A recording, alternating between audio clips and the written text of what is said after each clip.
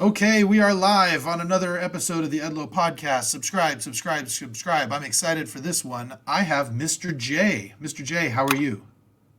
I'm awesome. Thank you for asking. How are you? I'm doing great. So, you have so many accolades. You are MAT and ministry certified. You're a professional relationship coach, a certified betrayal trauma practitioner, certified special education teacher. You have a bachelor's in psychology. You've written children's books. You served in the military. You're a public speaker. You're an activist. So many, an adoptive parent. You are a very interesting person. Well, thank you, and I appreciate that. But in all honesty, when the rubber hits the road, if I'm working with a client, they could care less about everything you just read. What they want to know is, can you understand where I've been, and can you help me?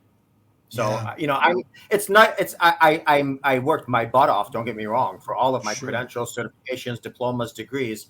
But it's interesting because um, when I'm with my clients, never once do they ask me my background. They just, can you help me? I'm devastated. Can you help me? So, Yeah. and I get the reason why it's important and all that stuff. But anyways, it's just something I was thinking is that, ooh, okay, those all sound nice, but man, when the rubber hits the road, people just want to know, can you do something for me? I could care less what your background is. So Yeah.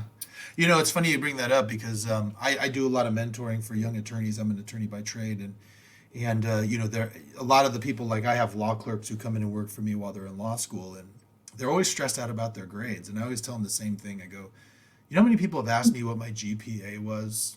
Zero, right? Do you know how many people have asked me? I have a a trial advocacy certification and a business concentration. I'm like, who cares about that? Nobody. All they care about is here's my case. Can you help me? And can you do good work? And it sounds like it's very similar for you.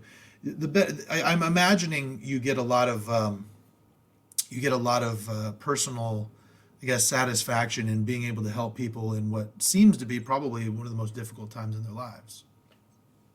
by far, I from talking to the thousands I have, and I have learned that the journey of betrayal trauma, nothing else is more profoundly hurtful other than losing a child.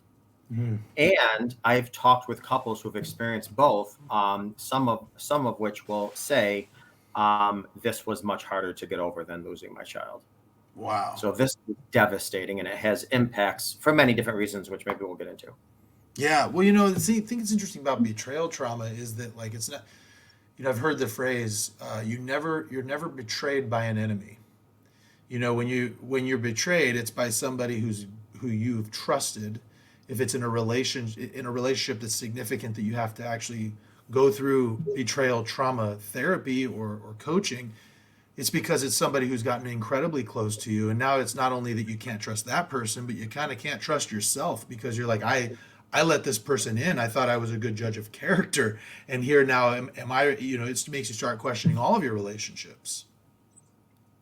100%. And, I tell people all the time, not only do you now feel unsafe in your relationship, the world around you is unsafe. You go to your job and you feel unsafe with your boss, thinking, "Oh my gosh, is the next bomb going to drop? I'm going to get some news at work." For a lot of people, walking into the store, they feel unsafe. It, you're Obviously there's a lot with this, but it's not just your relationships. Absolutely, it is the world around you feels unpredictable and unsafe, and Yeah. it that really dysregulates and disrupts every area of your body. It's like throwing a boulder in the middle of a pond and not expecting the ripple effect not to cover every area. Every inch of that pond is going to be affected. Every That's area of interesting. your life is The affected. way you actually brought that up, that actually is interesting to me. So you said it disrupts every part of your body. What do you mean by that? Like a physical manifestation? What do you mean? Well, absolutely. Like, for instance, one of the things that I have people do, couples, if they want to reconcile, one of the many things I have them do is write an impact letter. And Mhm. what I say is, I want you to really go into every category: spiritual, physical, financial, emotional. And I want you to write how your behavior affected your partner. So, for example, spiritual, I can't tell you how many times people had a very close relationship with God, their creator, what have you. And now they're like, well, wait a minute, I don't want a relationship anymore because I prayed for a faithful spouse and I thought God answered my prayer and now it wasn't. So now I want nothing to do with my creator. Financially, obviously, it costs money to talk to professionals. They're disrupted financially. Emotionally, now they have panic attacks. Many people never even experienced a panic attack before. They have nightmares now. Some people have to get on medication. So in every area of your life, it's disruptive. You now, you look at life with a different pair of glasses that you never thought before. You look at life completely different. And that's not necessarily a bad thing because you can grow and evolve and mature and really look at life, in a lot of different ways, which don't always have to be bad, but you will now forever wear a different pair of glasses. Yeah, it's interesting. It's almost, it sounds like it's almost like being pushed into an alternate reality. We're all into these movies now. The multiverse is huge in the Marvel universe, right? And also in Spider-Man and all these different things. And it's almost like you go from one place and then you're just kind of like shoved over to an alternate universe and you got no way to go back. You're stuck there, So it's really interesting. Yeah, it's interesting because I shared with you off air. I'm a member of the Church of Jesus Christ of Latter-day Saints, known as Mormons. In the layman's terms, I suppose. And it's interesting how kind of how faith is so interconnected with these things, because it seems like, just like what you said, they pray for a faithful spouse, and you sit there and you think like, well, my life is supposed to go this certain way if I follow all the commandments, or I have faith in God that everything is going to be okay, and then all of a sudden the worst thing happens to you and you go, this is not part of the plan. Where are all those promised blessings? How do you help someone cope with that? Well, let me tell you something. One of the great things about being a coach is, obviously I still follow the ICF protocol. I mean, I do have, rules I have to follow, but coaches can give advice, and I can bring a lot of me into a session. I don't have to bring a lot of milieus and methodologies and formalities and stuff. And one of the things that I have no problem doing if I'm speaking to somebody that does have a faith background is speaking to them on that level. And obviously, a lot of professions, you got to be very careful doing that. But one of the things that I tell my clients, if you want I can give you my personal and my professional input. From a personal standpoint, I tell my faith believers who bring faith into the sessions, I'll say, listen, one of God's greatest gift to us is the gift of choice. And that's his greatest gift, because without the gift of choice, we couldn't have the decision, the choice to love. And love is his greatest gift. So he can't take away our choice.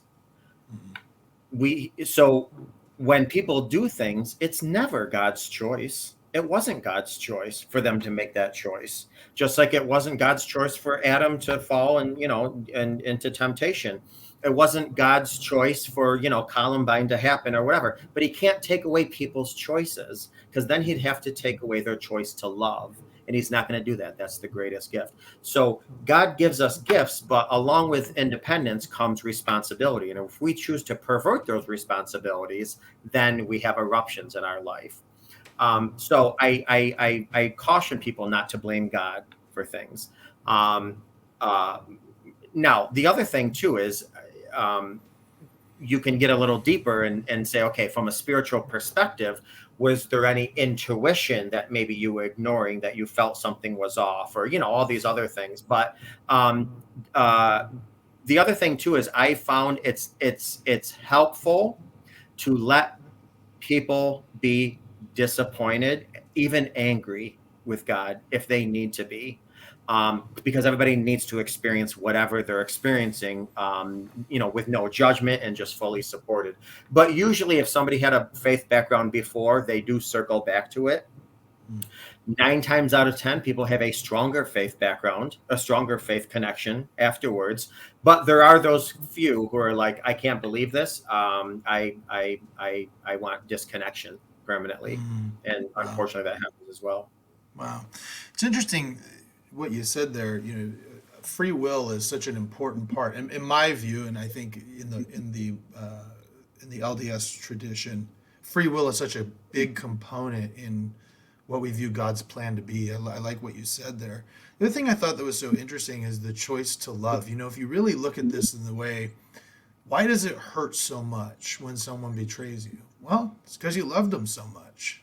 You know what I mean? You cared about them so much. And in that way, the fact that you can love somebody so much that they can hurt you that much in a weird, twisted way is kind of beautiful in God's plan, you know?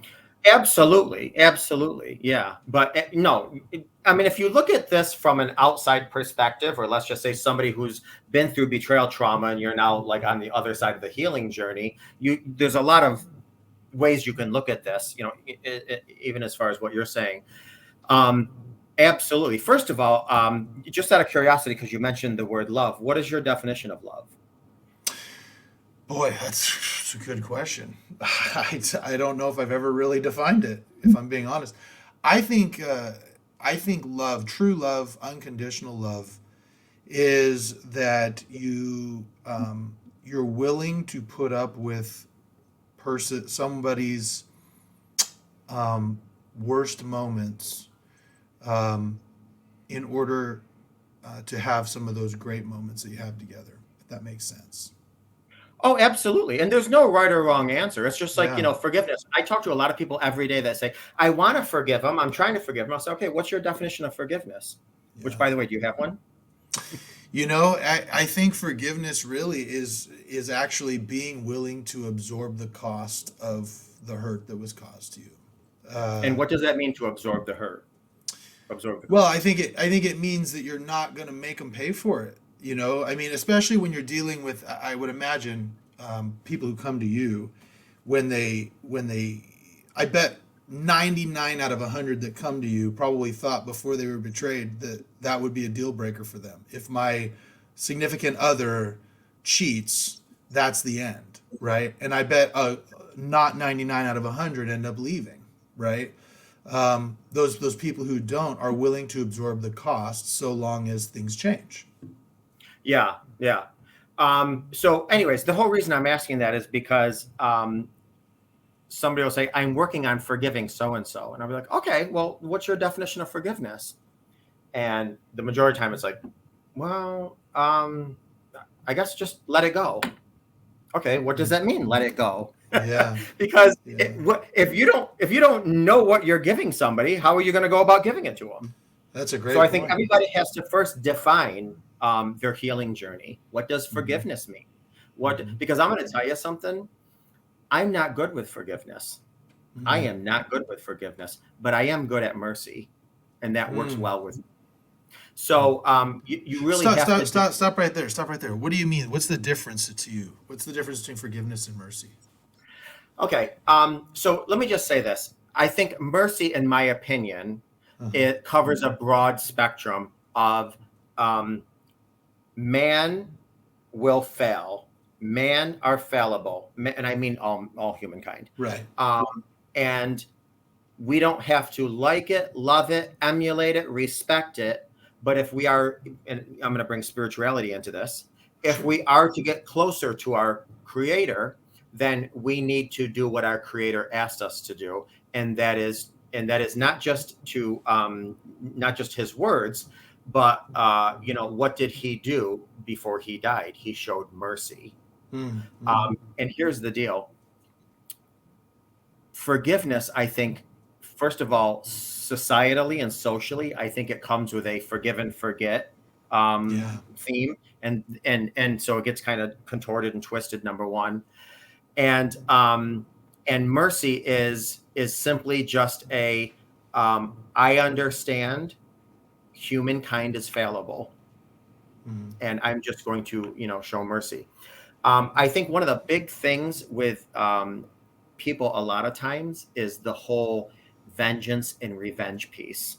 Mm, mm, And that's something that I work on a lot, with people mm, as well. And this is where either mercy or forgiveness comes into place. Um, I also say forgiveness is not one and done. You don't mm. wake up one day and say, "Okay, I forgive you," and then the next day, you're doing bells when you get out of bed. No, Yeah. it's just like love. It has to be a choice. Today, I'm forgiving so and so. I'm gonna, my father, who recently passed, he had such a peace in his heart. He had such a peace in his heart, and I used to tell him, "Dad, like he never was angry at anybody, never had any ill feelings, any ill words with it." And I'd say, "Dad, what seriously, why do you have this peace in your heart?" He's like, "You know what, Jay? I forgive people before they even hurt me." And I was Mm, like, wow, that's pretty interesting. So, mm, listen, if you and I spend a lot of time together, one of us is going to hurt each other. We're human. mm, That's just what mm, one of us is going to offend or hurt or annoy, disappoint. What? That's humankind. And my father said, I've already forgiven people before they've had the chance to hurt me or offend me. mm. I just thought was really nice, and that's one of the things I try to live up to. Yeah. Well, and that's the thing. Part of that fallibility of mankind or humankind, whatever you want to call it, um, is that yeah, forgiveness is incredibly difficult. And when you think, when you talk about mercy, I remember one time I've shared this story before. I think, do you remember the story of Ray Rice, the football player who got caught? He hit his wife in an elevator in Yes. Las Vegas, and then they showed the video, and he got sent out of. And I just remember thinking, because everybody was jumping on him and his wife both were like, this was the first time it ever happened, and it's never going to happen again, and all these things. I just remember thinking, everybody was piling on him, and I go, man, if the worst thing I ever did in my life was out for the public to see, I sure hope that people would show me mercy. And when I thought about that, I was like, I want to try and give mercy where mercy is due. You know what I mean? And I think that is what we were, at least in the Judeo-Christian religion, is required. Is giving that mercy a lot of times. Tell me now, when we've been talking about betrayal trauma, and I think would you say that the bulk of the people you see are dealing with betrayal trauma from a significant other? Is that the bulk of what you see? Yeah, yeah. There's probably 90% Yeah. of people I see betrayal trauma. There's some called T trauma, therapeutic trauma. Mm, I'll see people from there. People that I'm talking to somebody currently who has cancer. She mm, said, I am very healthy. I drank all my shakes. I did my exercises. I got my sun. I meditated, and I was diagnosed with cancer. So I feel like my body betrayed me. interesting. um, uh, Bosses and workers. Mm, mm, Betrayal trauma is life altering helplessness at the hands of a primary attachment, which is yeah. why if a cashier hands you 50 cents when he or she was supposed to hand you 75, you don't feel traumatized. Hmm. Hmm. But if your significant other or somebody that you have a primary attachment to, a child, a parent, a partner, a boss, somebody that you have a primary attachment to, yourself, your creator, that's what basically what trauma does in layman's terms, in my opinion, is it hits us at our core insecurities. Mm. 40% of what we deal with is the actual event. 60% of the trauma, in my professional opinion, is all of the junk that it brings up. Yeah. Tell me about that. What is it that you see is the junk that comes up after the fact? So, okay, we all come into this world for the most part on a clean slate. And then what's built on that is usually given by our primary caretakers. And what happens is we form defense mechanisms or survival techniques or what have you based on the way we were raised. Now, that doesn't necessarily mean everybody has trauma. I deal with a lot of people that come from really good, backgrounds. Um, but what happens is we have core beliefs. For example, let's just say somebody's born and before they're their language system is mature enough to remember, they feel like they were rejected from, let's just say, their mother. Her mother's washing dishes, and they want to be picked up, and they can't. Then in school, they are the last person to get picked on a sports team, so they feel rejected then. Then they're a teenager and they go to get some jobs. They put out applications. They don't get picked for that job. Then they feel rejected. So that becomes a core insecurity now. Rejection is a core insecurity of mine. So hypothetically speaking, you get into a relationship and now you find out your spouse is spending time with somebody else. Immediately, that's going to go through your own filter, and your filters are connected to your core insecurity. So one of the narratives in your mind is, yet again, I'm rejected. So it just really brings up all of the crap in our life. And this is why they say, if you don't get a hold of your trauma is going to get a hold of you, because it wakes up a sleeping giant within. The sleeping giant is all the crap that you never dealt with. Which is why I think in high school, we all should be mandated 2 years of mental health help before we graduate. But what does it mean to deal with it? Like, what do you mean by that? Is it talk therapy? Is there something that's specific that you have to do to deal with this stuff? I mean, I would disagree. I think everybody has some sort of trauma. I've been in leadership positions in churches and things like that, and it seems like everybody's a train wreck. You know what I mean? So no, there's no doubt. But what I'm saying is big T trauma and little T trauma. Right. Okay. Sure. Yeah. So what do you mean by deal with it? What are some things that you would tell people that they could start doing to deal with their trauma, particularly betrayal trauma? Okay. So are you talking about, well, now where on the spectrum? Because I get people where while I'm talking to them, they're still bear hugging the toilet and vomiting because they just recently found out. And then I talk to people who are 30 years out who decided they were just going to brush some things under the carpet, work with a little bit of things. And now there's physical manifestations of the trauma because they never dealt with it or whatever. So where are we talking? Well, that's a good point. I don't know, really. I mean, what would you say? Let's say that somebody, let's start it this way. Let's say that somebody just found out that they have been betrayed. We'll use a spouse, for example. What would you say the first things that they should do to start the healing process would be? Okay, well, first of all, the first thing I would say, just because you asked me, is I wouldn't start the healing process if they just found out. I would work on stabilization. So the first thing is, what do you need to do right now to feel safe? One of the things that I recommend people is called a Lifeline List. So I have them when you are in logical mindset, because when you just discover something, your mind is hijacked. You're in amygdala, you're in emotional mindset, your reptilian brain. Reptilian brain is making all the decisions. When you are in a spot where you can think logically for a few minutes, you need to come up with what I call a Lifeline List. What are three people that you can call on a moment's notice that can come and watch your kids so you can go in your car and scream and punch the steering wheel?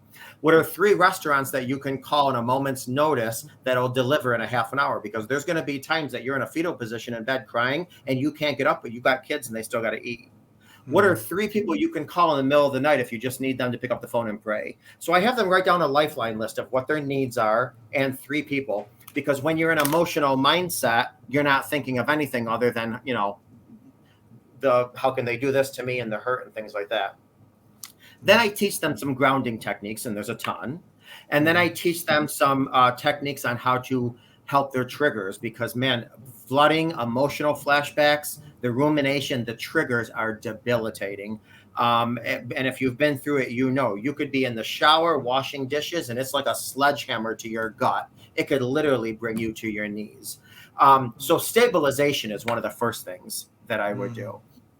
Then I would probably talk to the person and get a little bit of their childhood. And then what I might have them do is write their younger wounded inner child a letter, and basically start with, let this child know, I understand your pain. I understand, what you're going through. There's no better person other than your creator that knows. It's me, because I once was you. And let your younger child know that you didn't have a voice then. You didn't have a voice, but you got a voice now.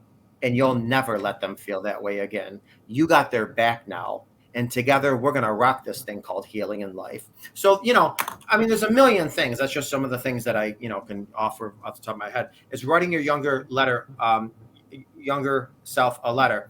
Another thing that I would actually do, and this is more, if they're, depending on where they are in the healing journey, I have people write what is their happy, healthy 2.0 self.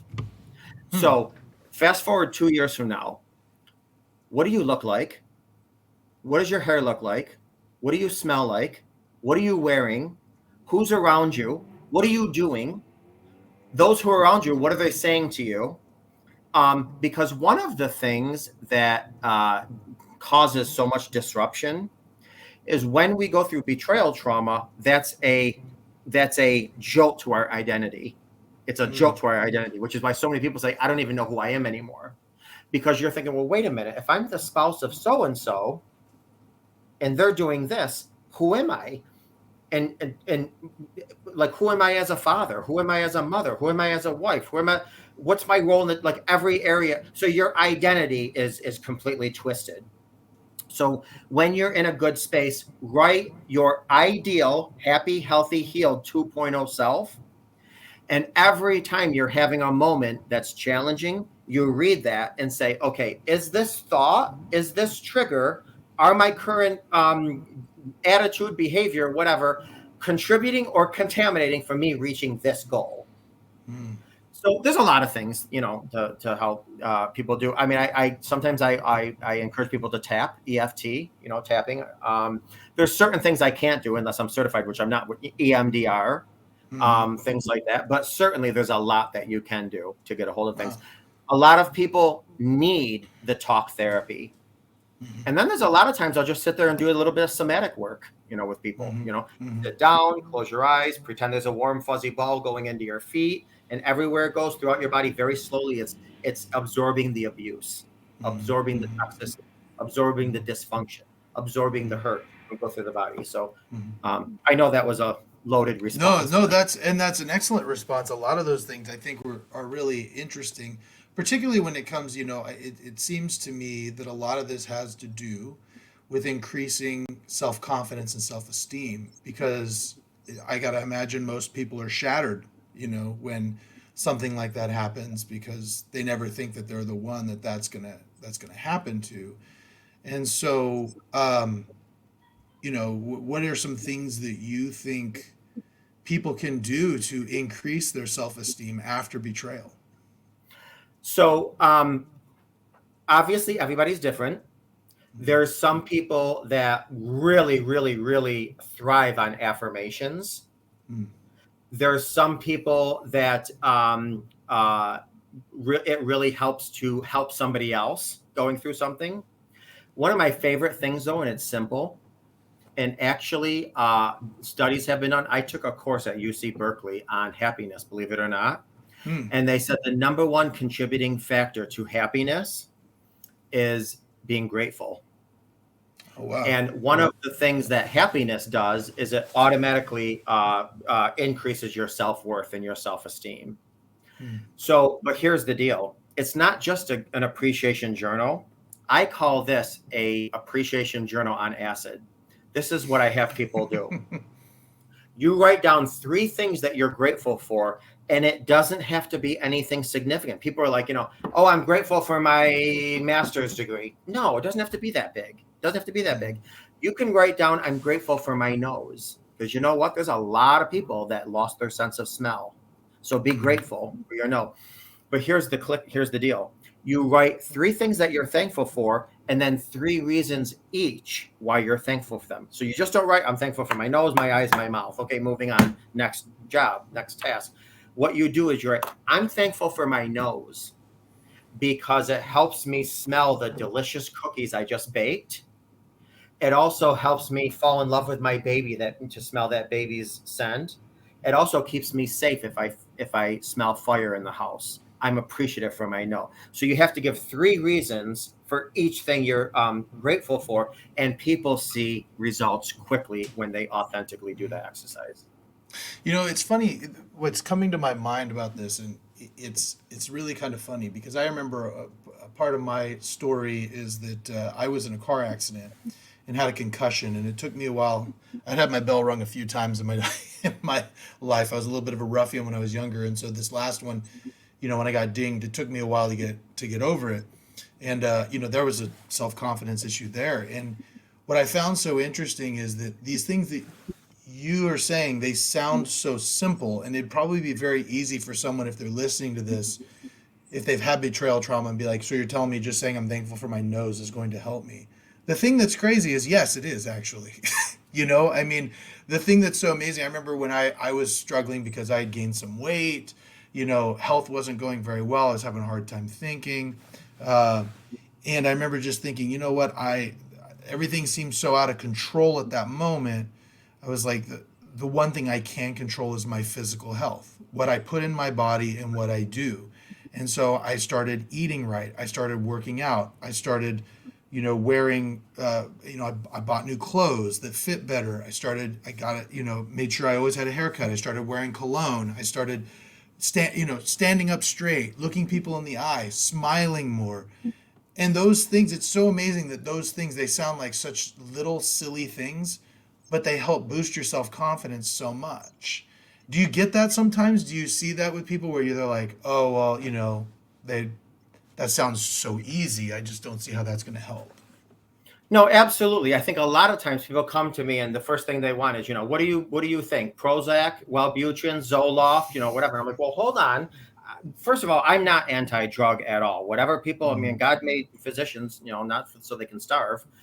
So I'm not anti-drug, but can we try to turn some other stones first before we get there? Even with natural things like St. John's wort and things like that. But I mm, digress. mm, Absolutely. I believe pebbles make mountains and raindrops make seas. The mm, small things over time absolutely will make big impressions. Now, mm, listen, there's other things too that will increase our self-esteem and self-worth that take a little bit more time, but they're not impossible. Things such as having good integrity. If mm, you can get in your car and drive down the street knowing, wow, I am an honest person, I am a person who tries to be on time, um, you know, that helps your self esteem. A lot of people that like to gossip, that like to do this, it just chips mm, away at their own self worth. Another mm, thing, too, is knowing, having, and enforcing personal boundaries. You feel good mm, about yourself. So there's a lot of things that people can do that don't cost a lot of money, time, and energy to really increase their self worth and happiness. mm. Boundaries. Let's talk about that for a minute because that's something that I know a lot of people who struggle with. You're looking at somebody. Boundaries are hard. My kids can convince me to get off of their, restrictions and get me to get things for them that I wouldn't get for them. They're real. It's real hard. Keeping boundaries with the people you love it can be very difficult. If you have somebody who's struggling with that, keeping boundaries, how would you recommend that they start doing that?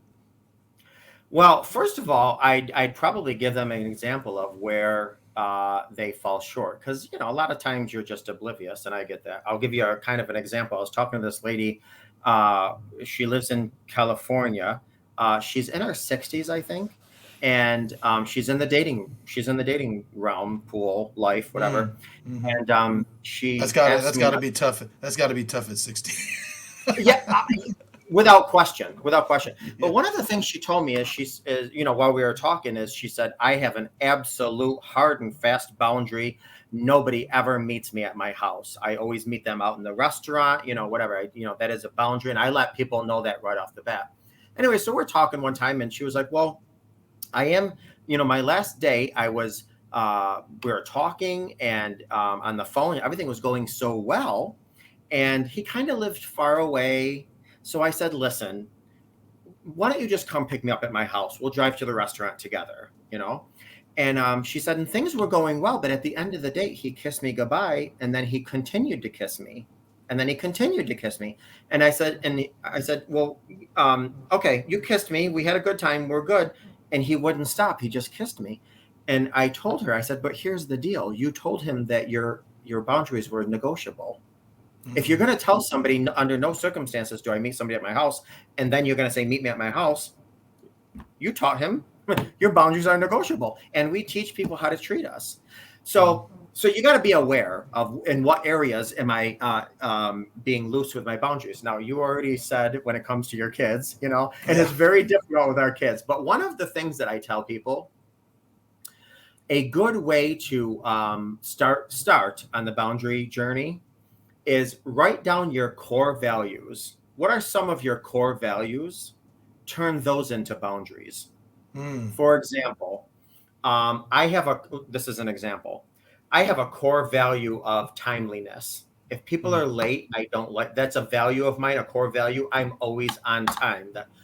So my boundary might be if people are late, I might give them a heads up. I might give them a warning. Then I just don't really, so that's a boundary because it's from my core value. Now, keeping in mind, boundaries are like religion. They're not for other people. They're for you. Anybody can do anything they want. However, if somebody wants to step into your sacred circle, they have to respect your boundaries. Just like your house. You have rules on people can do whatever they want, cross the street or down the road. But if they're going to come in your house, they have to respect your rules. Those are what boundaries are. Yeah, it's funny you bring up my kids because I just had this conversation with my youngest son because he knows if he pushes hard enough, he'll get what he wants. I'll be like, nope, not doing it, and he just keeps on, and I'm like, you little jerk, fine, and it's usually something I want to give him anyway. You know what I mean? It's not like it's something he's asking me for the moon. He's just, can I download this video game, please, Dad, please, Dad, please, Dad, please, Dad, please, Dad. Okay. Fine, just leave me alone, And so, but yeah, no, you're absolutely right because I know I get so frustrated and I just go, and I tell myself, I'm like, the reason they're doing it, Josh, is because they know if they push hard enough, eventually you'll cave. You know what I mean? And I love my kids, and so I do that, and it's rough, but so that's it is hard with our kids. It is. Yeah. Mine are. You said you had two kids. I have 4, 16, 14, 12, and 10. And I just, I just love to let them go out and do their thing and have fun and enjoy their lives. But yeah, it's hard. So this is also, I got to imagine when you're dealing with somebody who's being betrayed or has been betrayed, that it's an incredibly stressful time for them too. What do you say to somebody about when they get into these modes of stress where they're really freaking out? I mean, I got to imagine that it's something that kind of takes over their lives for a little while. What recommendations do you have for people to kind of get out of their own heads, I guess, in that way? Yeah. One of the things, and again, it depends. Are they coming to me as somebody who's healing individually by themselves, or are they coming to me as a couple that wants to rebuild, reconcile, and stay together? So, there's a lot of dynamics that would go into how I would respond to that. But one of the things, I just want to say this, and this is for the listeners that might just want an example of betrayal trauma. I just want people to imagine that there is a bridge a mile above ground, mile above land. There's a mile long, very thin bridge. Okay. And under that bridge is a volcano that is erupting, and there's fire all around. And you're on that bridge, and you need to get to the other side of that bridge. That bridge is a mile long. You need to get to the other side of that bridge. And you have two babies in your hand. You've got one baby in one hand and one baby in the other.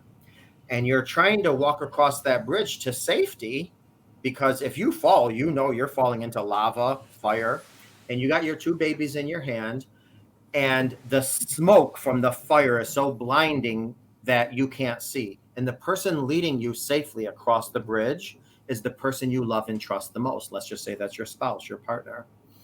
So the smoke is so blinding at times, you have to touch the person in front of you just so you don't miss your step. But you're also keeping your hands on your babies to keep them safe. And out of nowhere, the bridge collapses and you are falling.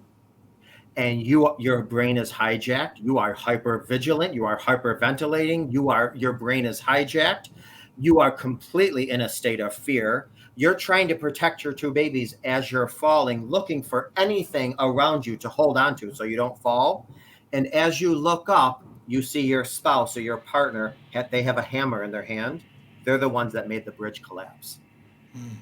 So while you're falling, trying to protect yourself and those around you, now you're like, you're every negative emotion possible. Because now it's like, wait a minute, they were here to protect me. I was trusting them, and they're the ones that caused this. It's a complete disruption to your system. So anyone that's watching this, if they're like, okay, give me something, how does betrayal feel like? That's what betrayal feels like. Now, you have your two babies, you're falling, you fall into the volcano, into the lava, but you don't die. That's where I come in. So, sounds like an awesome job. Repairing your volcano lava filled body after falling from a bridge that their most trusted person destroyed. Awesome.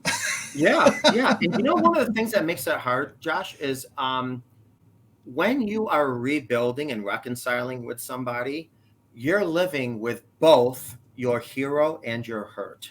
There's so many weird emotions that go along with that.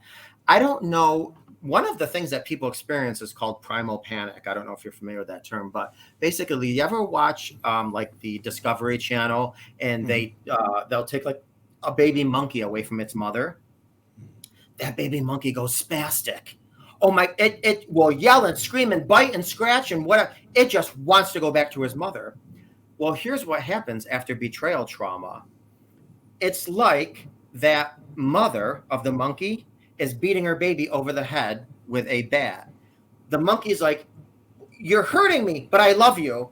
Ouch, you're destroying me, but I feel safe with you. Oh, I don't feel safe with you, but who else is going to take me in? You're going through this massive thing of confusion.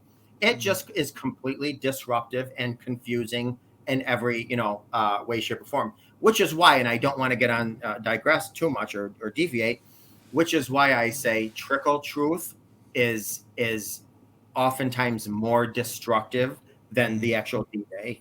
But we can talk about that in a minute.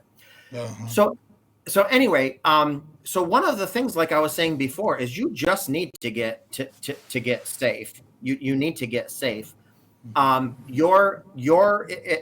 a couple comes to me and they want to heal, what I say is, unfortunately, the person who was betrayed, they were given a job they never applied for. It's a lot of work to heal after betrayal trauma. It's a lot of work. Their job is to heal. Their partner or spouse's job is to help reconcile and rebuild.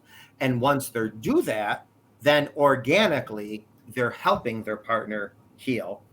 And the other thing, too, I want to say is, this is why I say forgiveness should not even be a topic of any conversation at any time. Because if you're working to heal and both parties are doing the hard job, the hard work to rebuild, forgiveness is organic. That's interesting. That's so interesting. So you're saying if both parties are really putting forth the effort, that forgiveness just kind of comes. It's organic. Listen, if I come in right now and take $100,000 out of your 401, okay, and you say, Jay, why'd you do that? Well, you know what? You were saying this to me, and because a lot of times there's all this pointing fingers of why somebody cheated and all this other nonsense. Okay, is that going to help you out at all? No. But if I say, Josh, listen, my son needed a heart transplant and there was no other alternative. And as a dad, I'm not saying I made the right decision, but I took money, and I'm telling you, I am going to write you a contract and sign it that I promise I am going to give you $1,000 every single week until I pay that off. Well, here's the deal. The first one is not going to bring any fruit. But if I am consistent and proactive and transparent and honest and sincere, you're going to get to a point where you're like, you know what? I don't hold this against him anymore. It's just going to come natural. Forgiveness. It doesn't have to be one of those things where, I have to force myself to forgive someone, or what is forgiveness? No, it's, you know what? I absolve you from the A, B, and C. But both people have to do the work. Both people have to do the work. Both people have to do a personal audit. A personal audit. The person who was betrayed needs to ask themselves, where were my non-negotiables during this time? Where was my relationship during this time? Did I have betrayal blindness, which we can talk about if you want in a minute? What were my insecurities? Is there anything in my childhood that could have contributed to the seeds to where I was to this, whatever. Keeping in mind the person that was betrayed has no responsibility in the betrayal at all. They have full responsibility in where the relationship was. They have no responsibility in the betrayal. And the person who betrayed has to do their own audit. Okay, is there any genetic component to this? Because believe it or not, there's genetic components to infidelity, as weird as it sounds. Where was my childhood?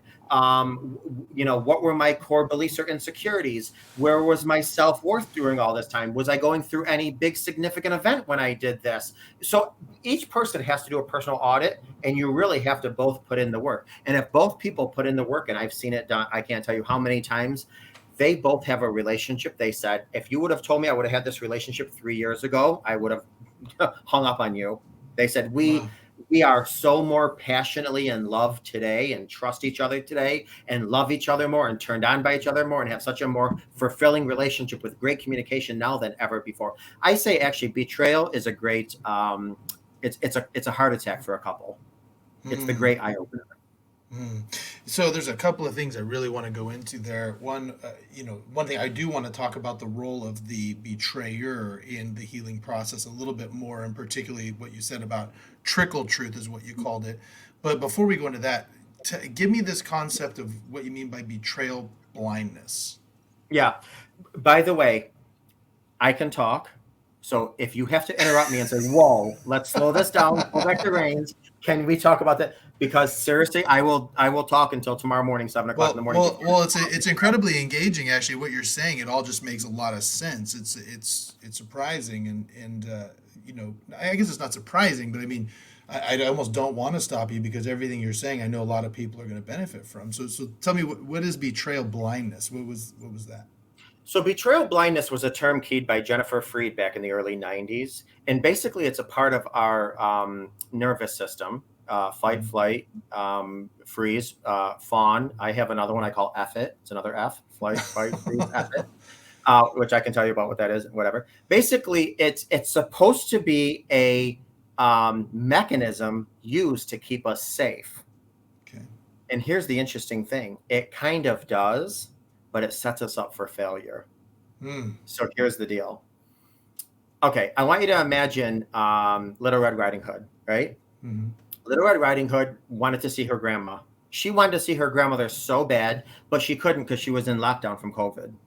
So months went by, years went by, and she can't see her grandma, and she wants to see her grandma bad. All of a sudden, the COVID restrictions were lifted. She starts making banana bread, oatmeal cookies, and she's off into the dangerous forest to go see her grandma. She just wants to see her grandma.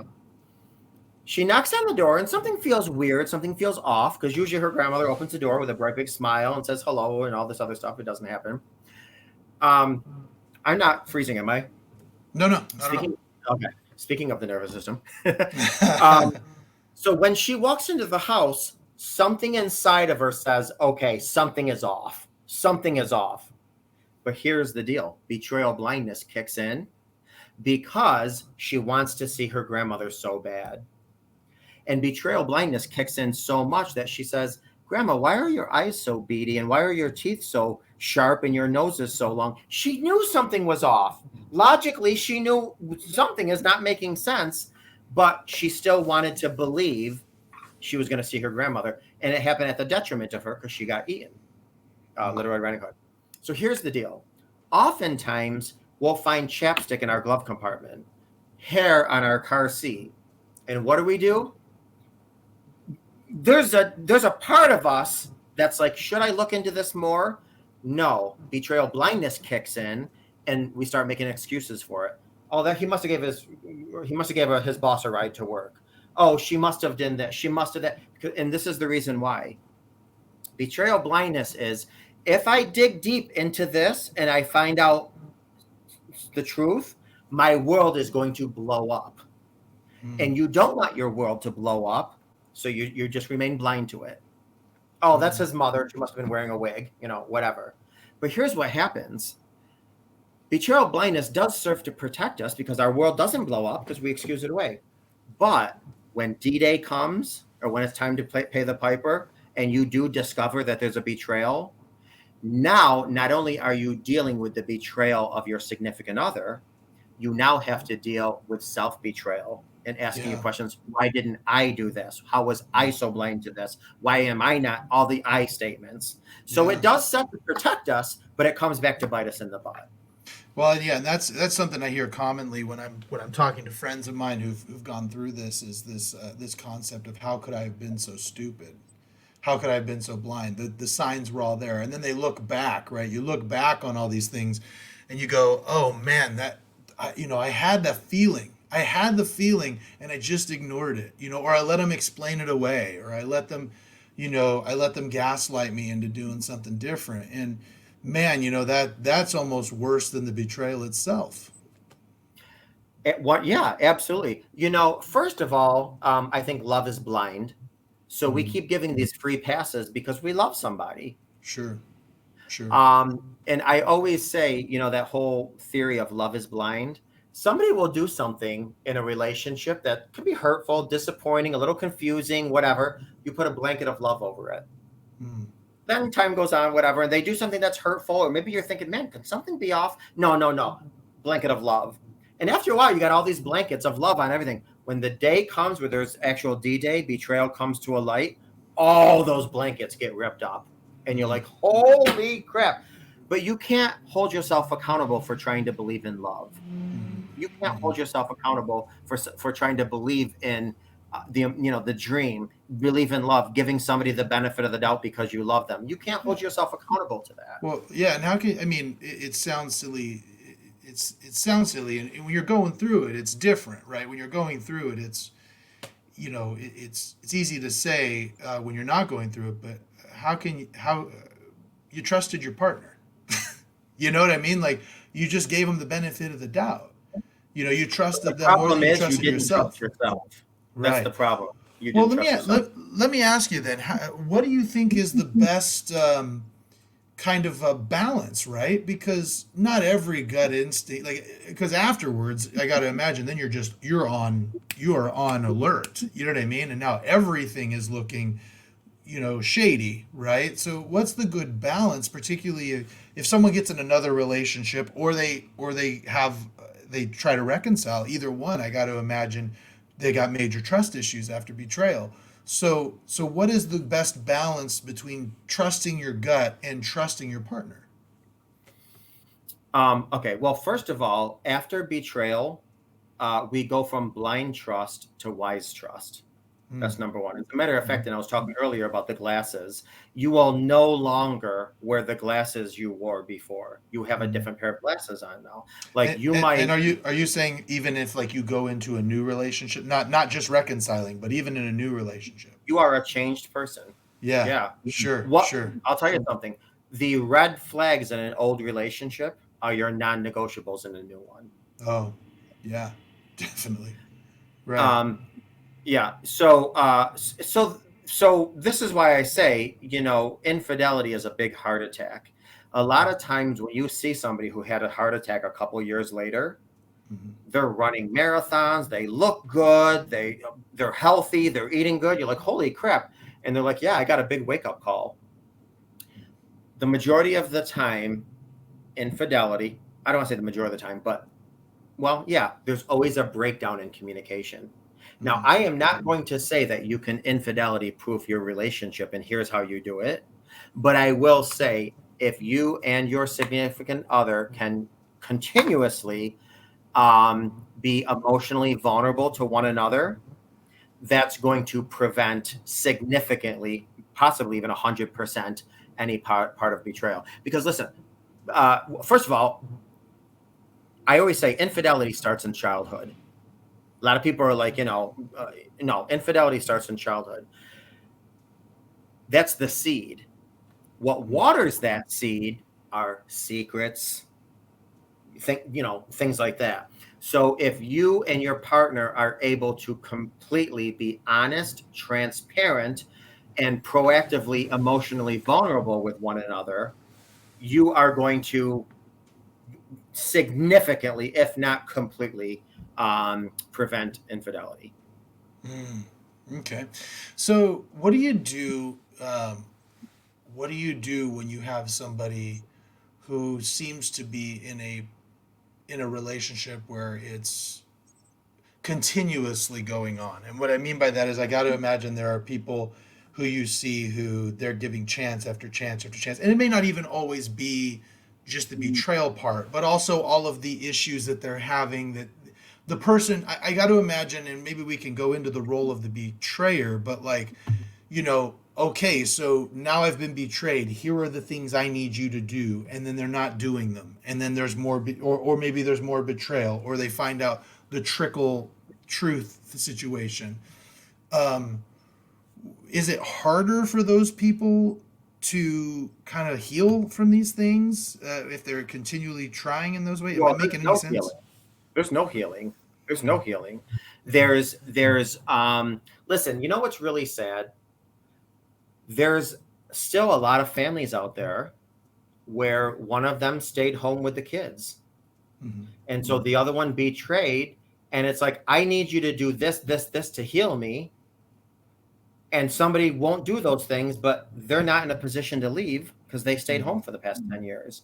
Mm-hmm. Um, so sometimes there are people who are like, I know what he or she is doing. I talk to a lot of stay-at-home dads who Mm-hmm. make no money at all, and their wife is out there, wife had an affair with the boss, whatever. What am I going to do? Not only am I going to completely break my children's hearts and disrupt my family, but I haven't worked. My resume for 15 years has nothing on it. What am I going to Mm-hmm. do? There's a lot of issues there, from a financial standpoint. Now, that doesn't make things impossible because there's a lot of organizations out there that do help in cases like this. But sometimes your hands are closely tied. Mm-hmm. But I do say this. I tell people all the time, we teach people how to treat us. Mm-hmm. Just like your kids. Your kids know they can wear you down, and eventually they're going to And just download the game. they're extremely good at it. And because they're family, they know what buttons to push. Yeah. Yep, they're good at Um, it. yeah. So I'll like, tell you quick before we go on. I got to tell the yeah. story. I was with my son. I was with my son just a couple of days ago, and he was even telling me, he was like, "Oh yeah," he's like, if I don't get what I want, I'll just cry and feel bad. And he's like telling me his secrets, and I go, "Well, now you're telling me what you're doing, dude. Now I know." And he's like, "Oh, I've got so many more." I was like, Yeah. "You little jerk." I was Yeah. like, "You're telling me." And listen, kids are so perceptive. Kids are so perceptive, which, by the way, even like with betrayal, like I'll talk to a lot of couples and I'm like, oh, our kids know nothing. Our kids know nothing. And I'll be like, listen, Oh, that's not they true. might not specifically know about the betrayal, but they know something is going on. Yeah, yeah. Because listen, if you're raising kids, kids know you. And if you set the bowl down like this, or you set the bowl down like this, they're going to be like, okay, dad doesn't set the bowl down that way unless he's upset. Kids are perceptive in ways we just don't understand and know. Sure. It's so funny because I'm big on love languages. I don't know if you're familiar with love languages. Oh, I'm very familiar, yeah. Okay, so my love language is physical touch.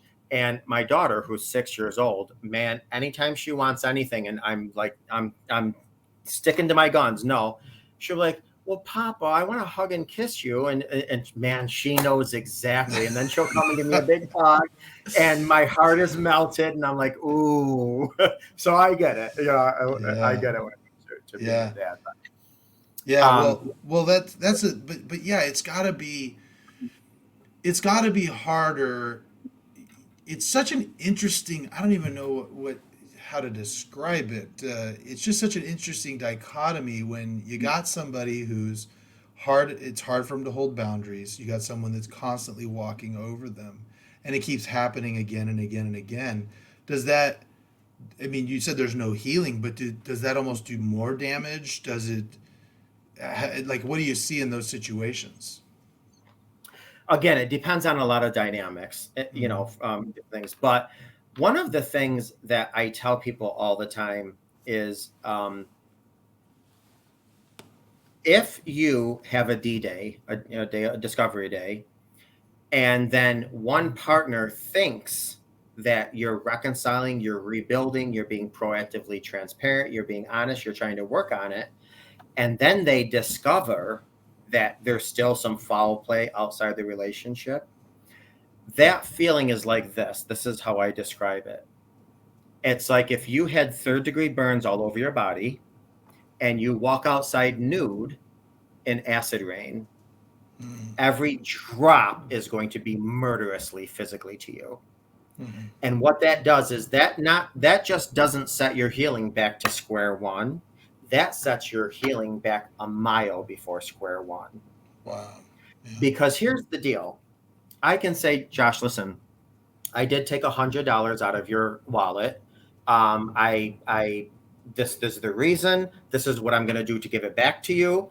Blah, blah. And if over a little bit of time, you see I'm paying you $10 a week, your guards come down. You're like, you know what? He made a mistake. It was disgusting. It was hurtful. We got a lot of healing, but I can see, what's going on. I'm gonna give him the benefit of the doubt. I believe in him, blah, blah. Then the whole time I'm taking money out of your bank. It's like, oh, whoa. I tell people this all the time. I say, listen, people can get over betrayal. People do all the time. People can get over infidelity. People can get over affairs. People do. What people won't do is the games that are played afterwards. Mm-hmm. So people will get over infidelity, but people can't get over the games that you play afterwards. Yeah. Now, here's the deal. The reason your question is a little challenging, because are we talking about somebody who has an addiction, like say to sex or porn? Because that can get a little interesting. Sure. Or are you talking to somebody who has a pompous attitude? I work hard and I work long nights so I can get a little freebie on the side without hearing it from you. Or are you talking to somebody, so really I have to different, kind of like you were saying, like for the betrayer, there's a different motivation for the betrayal. Yeah. Before I went into this, sorry, go ahead.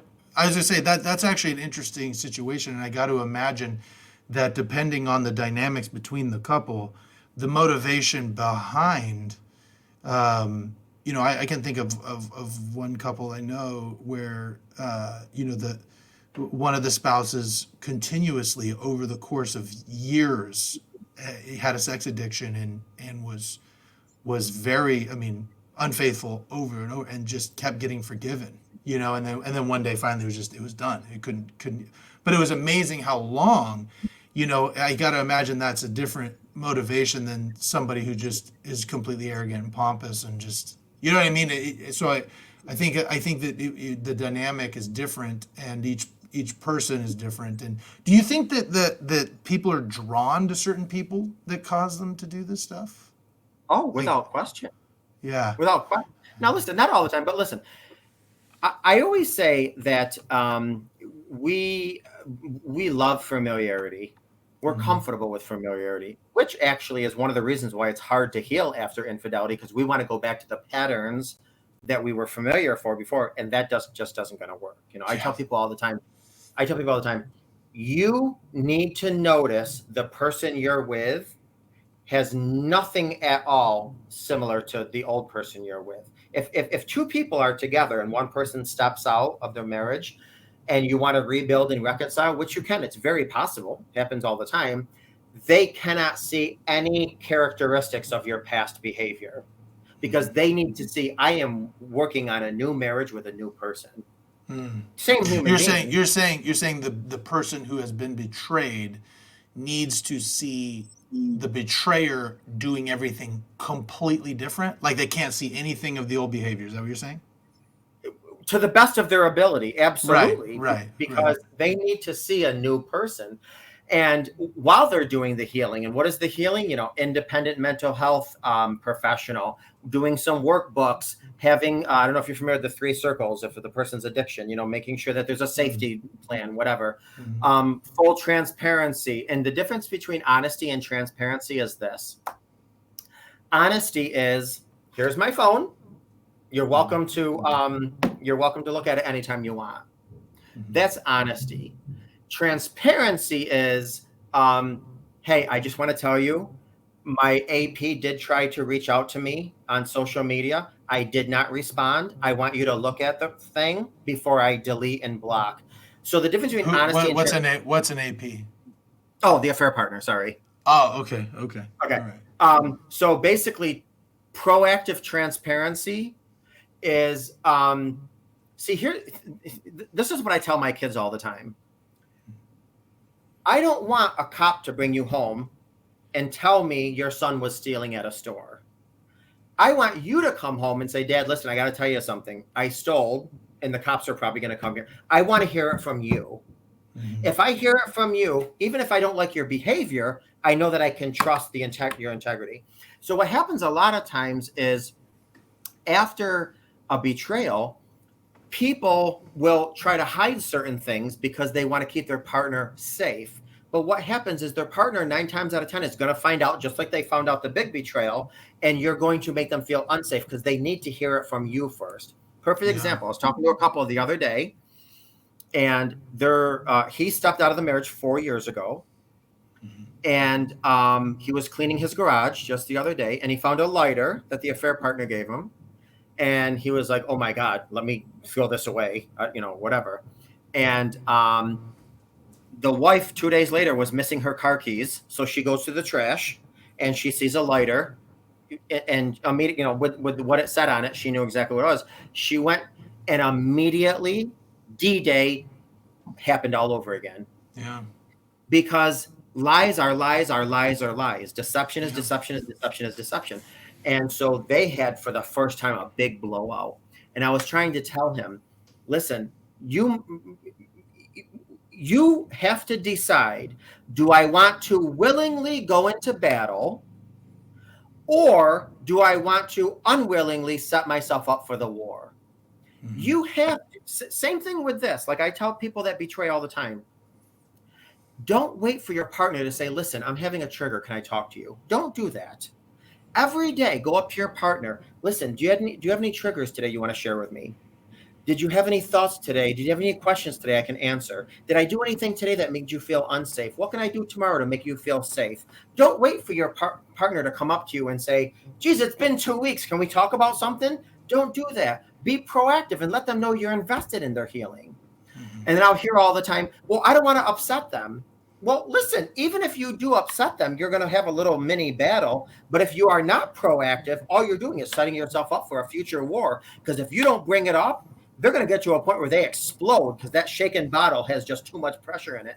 So bring it up. Be proactive. And like I was telling this guy, you should have went right in the house and said, honey, I found this lighter. What do you want me to do with it? You could have probably gotten to an argument. Maybe, maybe not. But here's what's going to happen. The next time she has a trigger, she's going to tell herself, oh, no, I know my husband. He's going to come to me first before anything. So trigger, I don't need you there. Now she can't do that because she knew you threw it away without. So you got to be proactively transparent. Yeah. Yeah. It's interesting. This might be a good time to talk about what you call the trickle truth. I remember reading an article a while back talking about this very topic, and it said it's often not the betrayal that causes the marriage or the relationship to end, but it's the drip of truth afterwards that causes the major problems. And so I'm assuming you are meaning the same thing when you call it trickle truth. Yes. Listen, it's best to rip the Band-Aid off all at once. It's best to do that. And I understand, people don't want to hurt their partner, spouse, significant other, so they don't want to tell them all the information, whatever. They're already devastated. They've already imploded. Their life already exploded. Like, it's best to rip the Band-Aid off, whatever. Because what happens is that when you're betrayal affects our filters in our mind. I mean, it does a lot of things, but that's one of the things it does. It affects our filters. The filters in our mind should be a radiator, but instead they become an accordion. And what happens is our filters get completely twisted. For instance, the what is it? The hypothalamus, which is in charge of our memory, that forms about the age of, I think, 4 or something, whatever. Which is why a lot of times, if there's trauma before 4, kids will tell you in body behavior instead of language. But that's a whole other thing. What happens with our minds, with our life? The reasons we feel safe in life is because our life is predictable. Tomorrow, he has baseball. The next day, she has ballet. We're making this for dinner. Yeah, our life is kind of predictable. Not all the time, but we know for the most part the gist of our life. And so we have a filing cabinet in our mind. What happens with betrayal is your partner takes that big filing cabinet out of your head. They climb the tallest mountain and they dump out those files. Files are all over the place and the wind is taking them everywhere. And now what's happening is when you're trying to put those files back in the drawer, you're asking yourself, what was real? Oh, wait a minute. I remember this file. We were in Chicago. Oh, I think she lied when we were. Oh, my. Like your files are all over the place, which is why. Well, anyways, when our filters are accordion and they're trying to heal, this is why oftentimes people get asked the same question 1,000 times. That's because as your filters are healing, you're asking them for different reasons. You might ask somebody a question 2 hours after discovery. That's because you just are trying to seek make some sense out of this. Then you might ask them 2 days later the same exact question because now you're trying to understand something. 2 weeks later, you can ask them the same exact question, and that's because you need clarity. 2 years down, 2 months down, you might ask them the same exact question, and that's because now they need safety. Now, the person on the other end is like, oh my God, you already asked that. How many times are you going to ask that? But the other person's asking it for a whole new different reason. So again, it's very complex with the whole filing cabinet, with the memory, with all this. And if couples can be consistent in being patient and being kind and being proactive, that's going to help them. And all that blabbing, and I forgot your question. No, I mean, we were just talking about trickle truth. So, because that's the thing that I think is so interesting is that the number one thing I think people want when they've been betrayed is especially if they want to try to work it out, is okay, honesty, accountability, right? Those are the things next that are so important. And then, like you mentioned, it's like when they find out something new, a week or 2 weeks, a month, 6 months down the road, something new that should have been disclosed. It's you basically rip off the scar and bleed again. It's like you're replaying the whole trauma over, and it just keeps going. It's like I mentioned that alternate reality. You've gone from one reality to a new one, and then you're just shifted to another one, and you can never get set in the reality you're in. So tell me, like, what are some ways? I guess tell us more about trickle truth and what that's like, why that's so important. Well, first of all, let me just say this. You have to first comb out, is it trickle truth or is it a thought, a new thought? And here's the reason. There is what's called a fair fog, and there is what's called MML, which is motivated memory loss, and there is trauma. So there's a lot of reasons why people authentically can't remember certain things during an affair. So I want to make sure, was it something that wasn't caused by motivated memory loss? Was it something caused from certain trauma in the person's past who stepped out? Or was it now you're coming out of a fair fog and your mind is more clear and you just remembered something? Because that's different from trickle truth. Sure, but what if but then there's also the chance that you're just full of crap, right? Like you're just hiding 100%. it. Yeah. Yeah. So 100%. So first of all, this is why it's very important to be, and listen, trickle truth is not just taking a Band-Aid off. It's not even just pouring salt or bleach on a wound on an arm. It's literally chopping the arm off. There might not be coming back from trickle. I told you all the time, people can get over in affairs. People can't get over trickle truth in the games that people play afterwards. Right. It just sets people back. But again, if it happens to be something where, a lot of times when I'm working with couples, I'll tell the one couple, okay, we had the disclosure statement, blah, blah, blah. If you think of anything at all, could you be forthcoming, proactively transparent, and make sure you bring that to the table? Do not have your spouse find out something, whatever. Because, man, I'll tell you, I've had people come on session where people help things from them, and then they'll disclose to me in a session that they heard their partner talk in their sleep and tell them something that was truth. And then the partner is like, oh my God, I'm so sorry. I should have told you. Well, you know what? No. Now I can't believe anything you say. And now that you didn't tell me that and you're hiding that from me, now I have to question everything you told me from day one. I don't know what to believe now.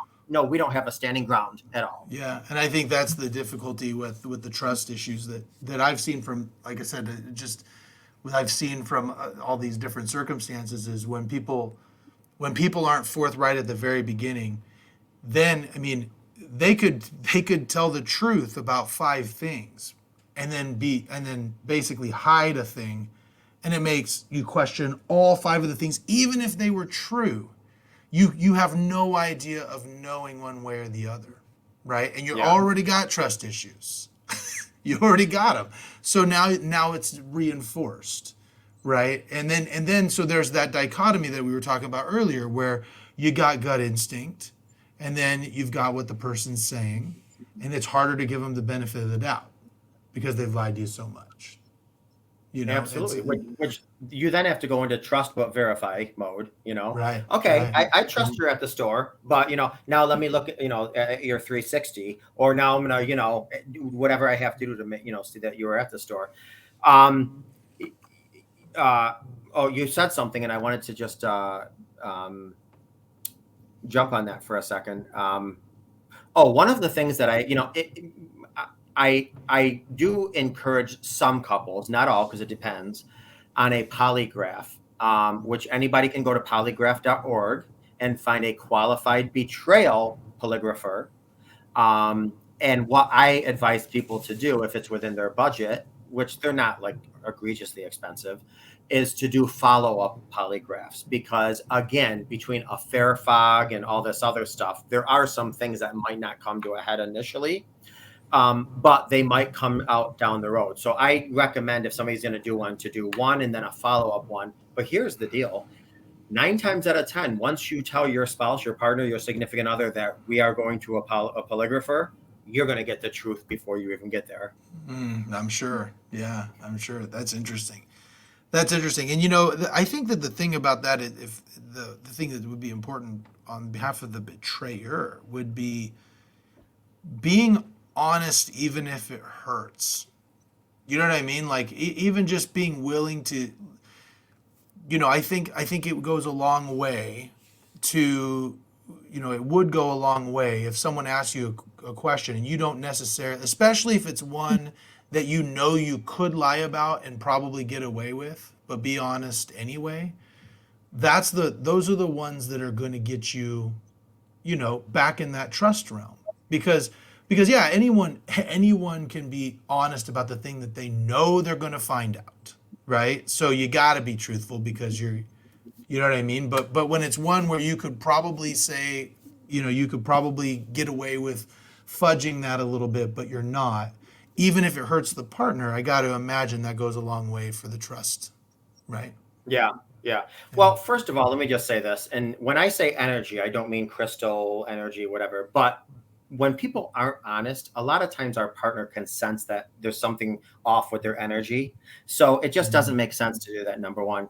But number two, I just want to validate the betrayers for a second.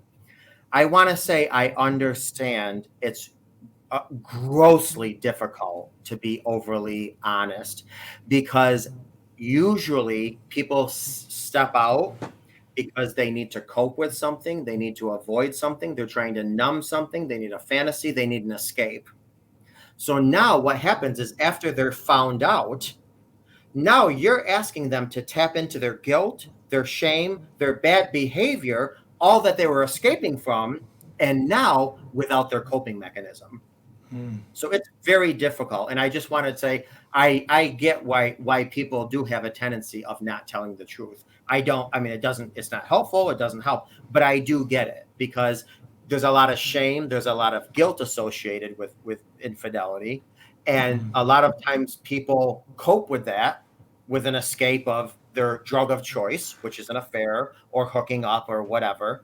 And now they don't have that coping mechanism, that they don't have that drug anymore, that numbing effect.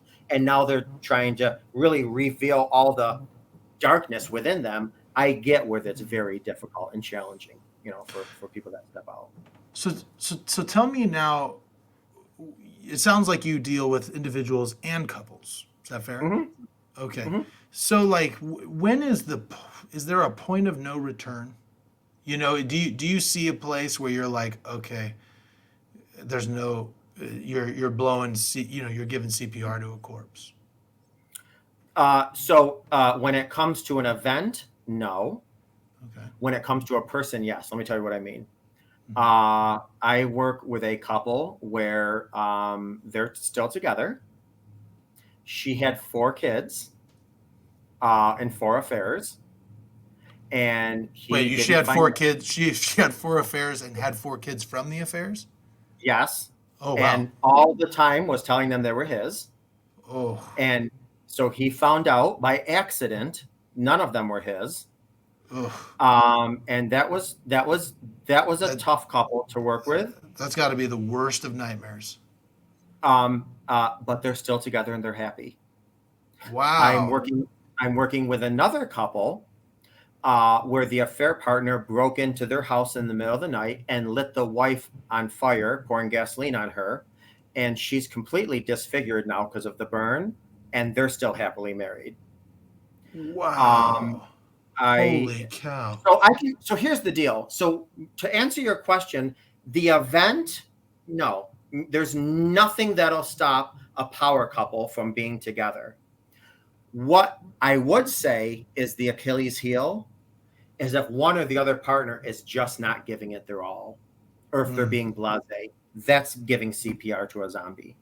mm, I can take any couple that wants to stay together and navigate them to calm waters. I am confident of that. However, I'm only the captain of the boat steering it into calm waters. If you're not back there paddling, and I mean paddling until your arms are ready to fall off, this boat ain't going anywhere.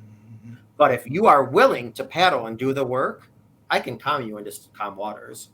So, again, no to the event, yes to the person. Wow. Well, but how do you know?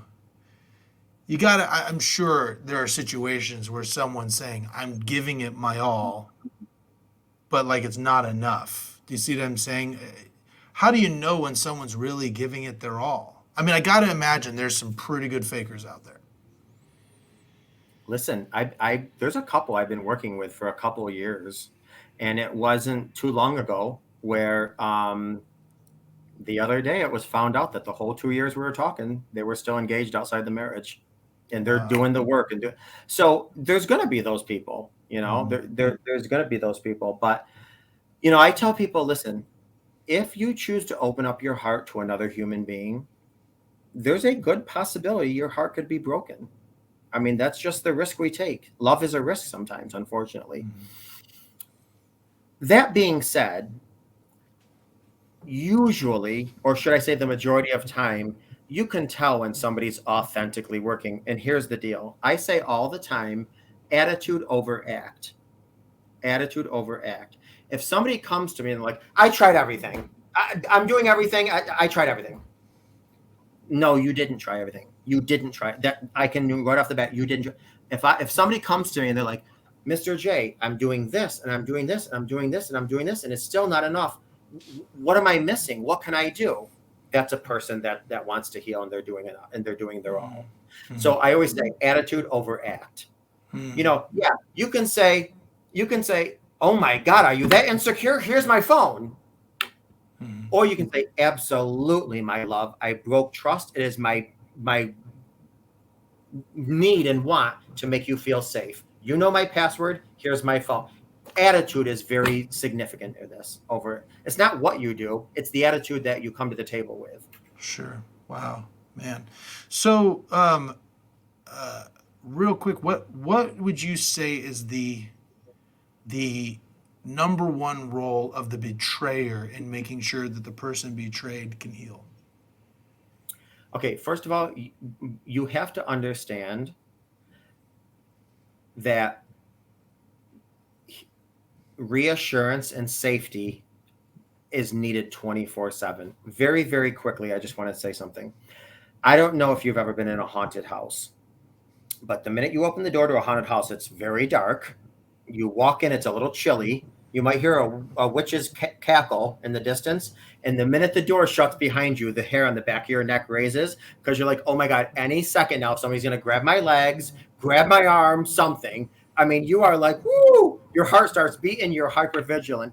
And you see down the alley a little bit that there's a corner. So you start, shimmying, thinking, oh my God, nobody touch me, nobody touch me, nobody blow out, you're doing all this stuff. And you see you have to turn the corner, and you just know when you turn the corner, somebody's going to start a chainsaw, grab you, something.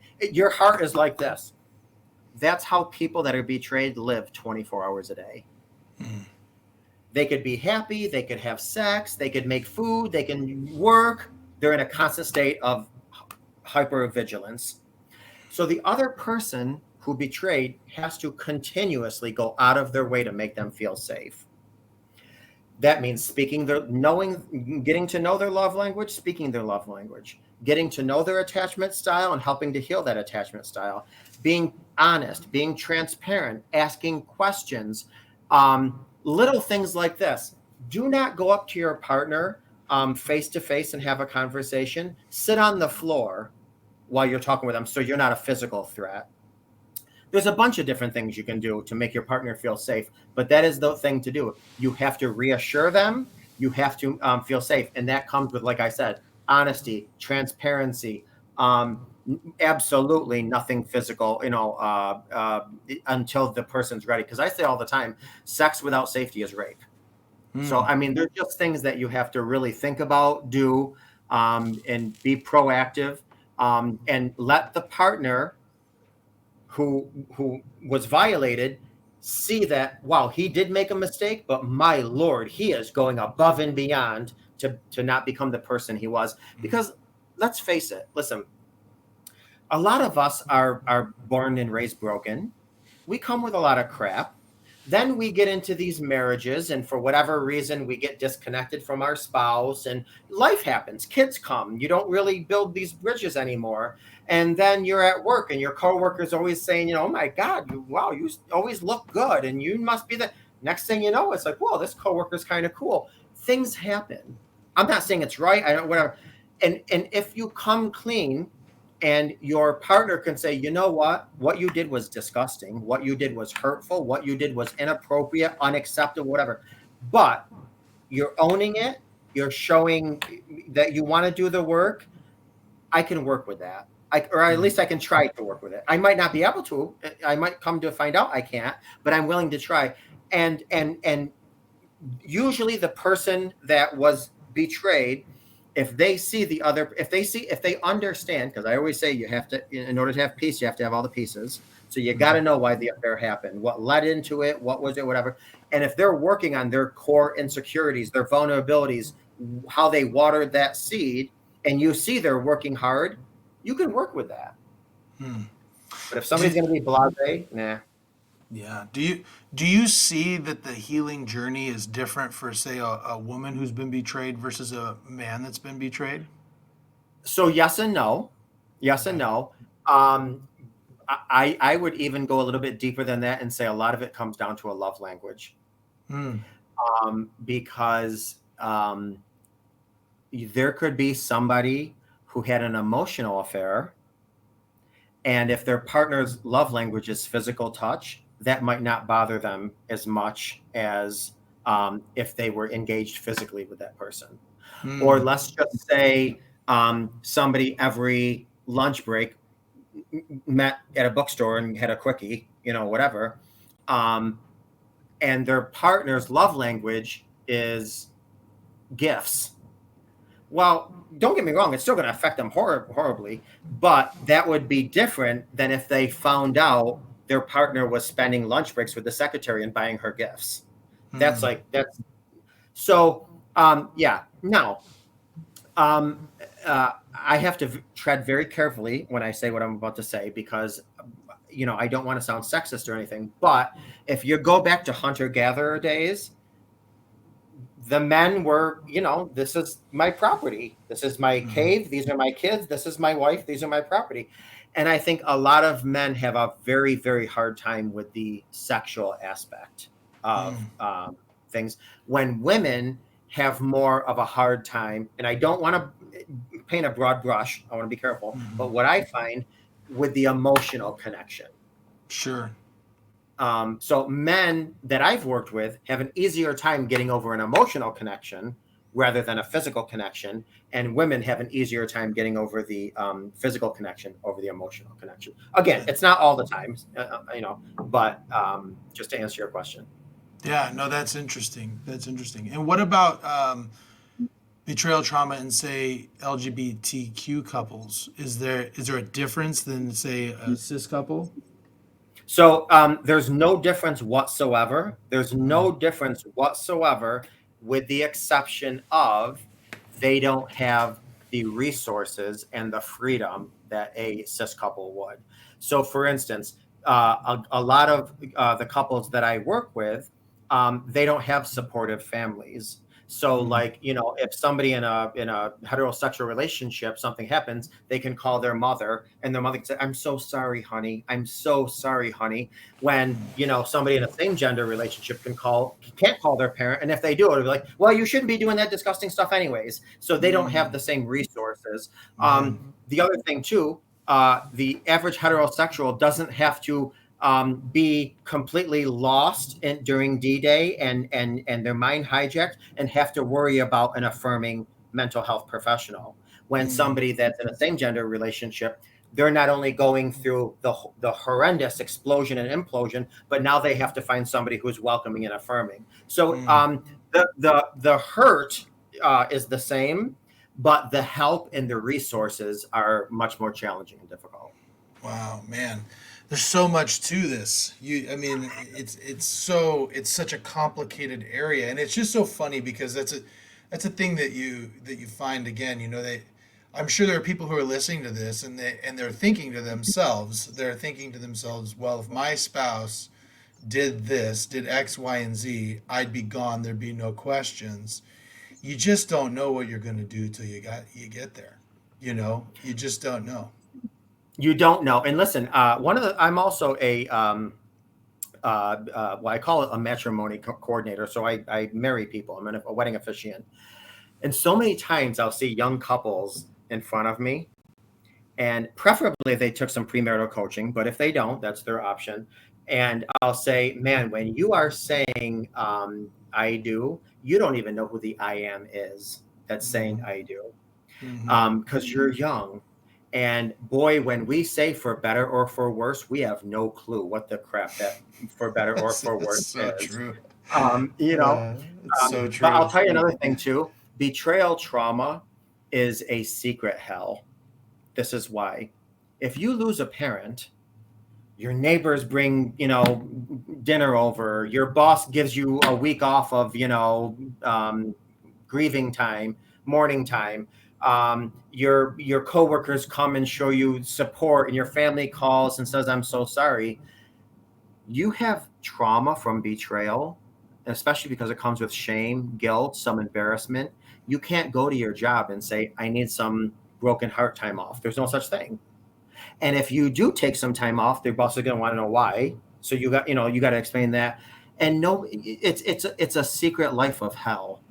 You don't want to tell some family members, because if there's that small hope you might reconcile, you don't want them to judge you, but yet you need people to talk to. It's living hell. Yeah, I mean, makes sense. And I think there's a level of that too. Maybe not the experiences I've seen with men. It's even harder because it's kind of I can only speak to the tradition of being Mormon.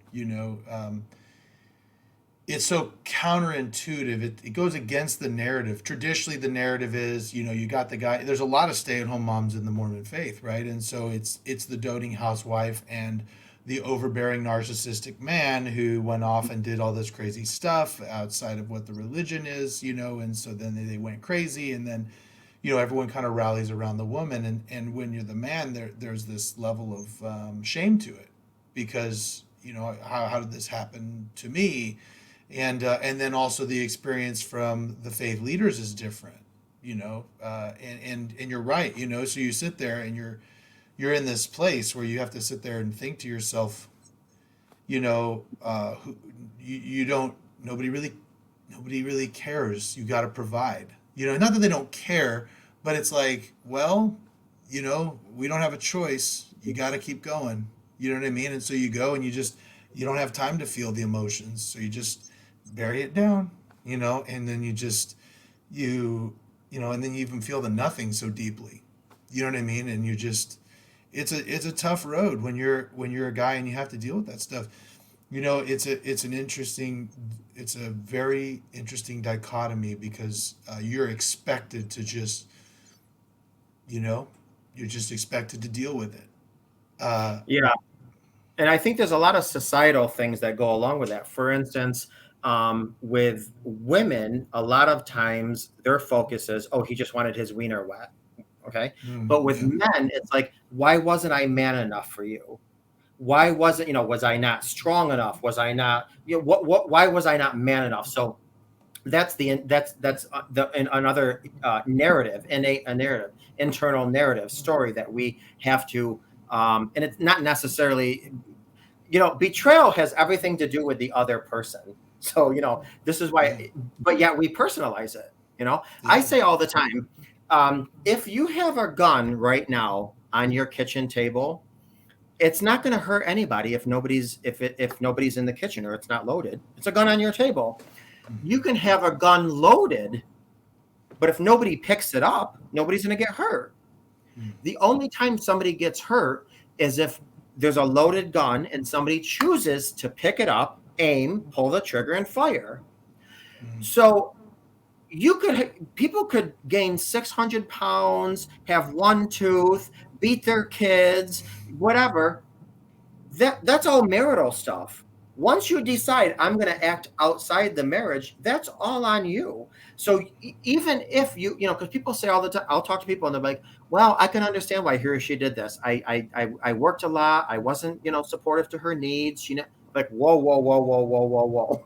You can have 100% of responsibility in where your relationship was, where your marriage was, but you guys were in the same boat.